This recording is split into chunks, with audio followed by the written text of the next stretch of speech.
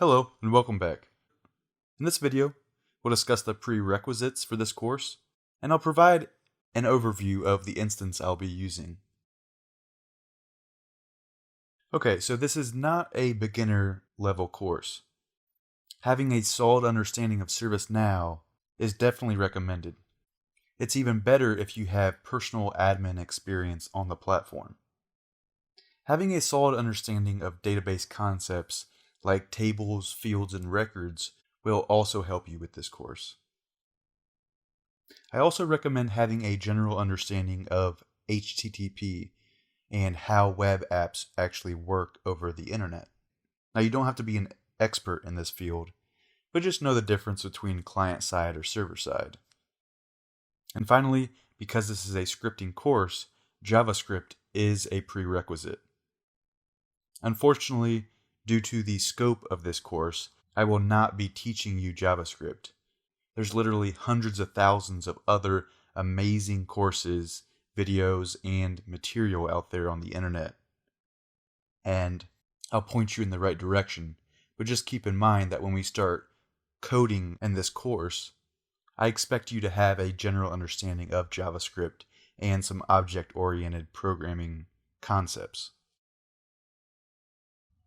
Alright, so what you will need. Well, you'll need a computer with a modern web browser and an internet connection. That's really it to watch the videos. Now, in addition to that, I highly recommend getting a personal instance. You can do so by going to developer.servicenow.com and signing up for a personal Servicenow instance. If you follow along using a Servicenow instance, I highly recommend that you do not follow along in a production instance.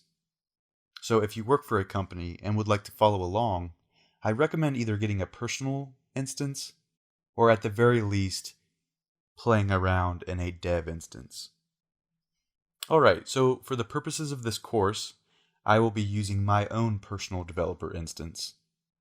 Keep in mind that this may have slight modifications from out of the box or the instance that you are using.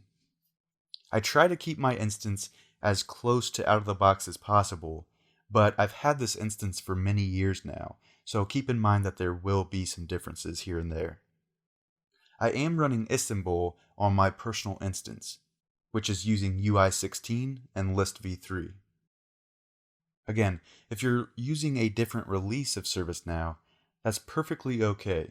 You don't need to be on this specific version or even be using UI16 or List v3. The core concepts that we discuss in this course are release agnostic. So a business rule will always be a business rule within Servicenow, whether you're on the Eureka release or the Jakarta release.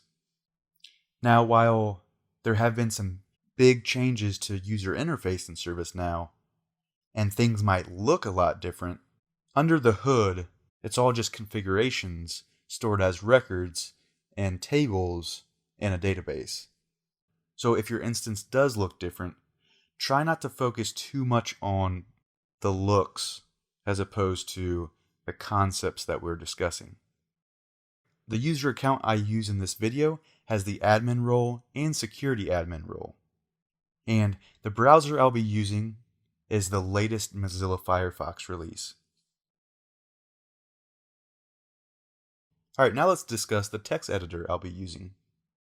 So I just want to let you know right off the bat that a text editor is not required. Servicenow has actually come a long way since the old days where you're typing scripts in an input field. Now they have relatively modern in-browser text editors that you can use and are just as powerful as text editors you run on your operating system. But for the purposes of this course and the readability for you, the student, I chose to go with the Atom text editor. One of the amazing things about Atom is it's an open source text editor by GitHub, and it's completely free. Here's a screenshot of the code we'll be writing within the upcoming videos within Atom.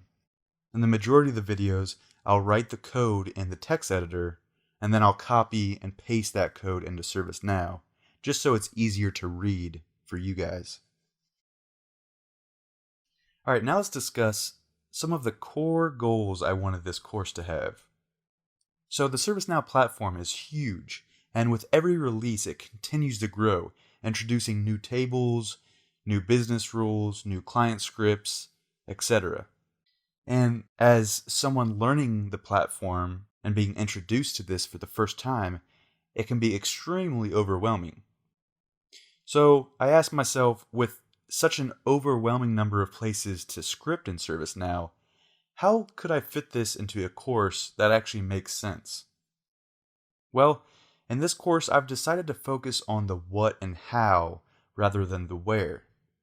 So instead of breaking the course up into sections that cover where to script, instead, each section will be covering more of the what and how, and then you can apply that to the specific locations within ServiceNow. Now, in Section 3, I'll still cover probably 95% of the scripting locations you'll use as a ServiceNow developer, but I'm placing more emphasis on the what and how, specifically covering the ServiceNow APIs. And then once you have an understanding of how the APIs work within ServiceNow, it doesn't matter where you apply those, whether it's a business rule or a script include. Now, at the end of every section where I introduce a new ServiceNow API, I will tell you where this specific API can be used, whether it's client-side or server-side. Now, while I've tried my best to cover all of the most important scripting concepts in ServiceNow, this course does not cover every single scripting component.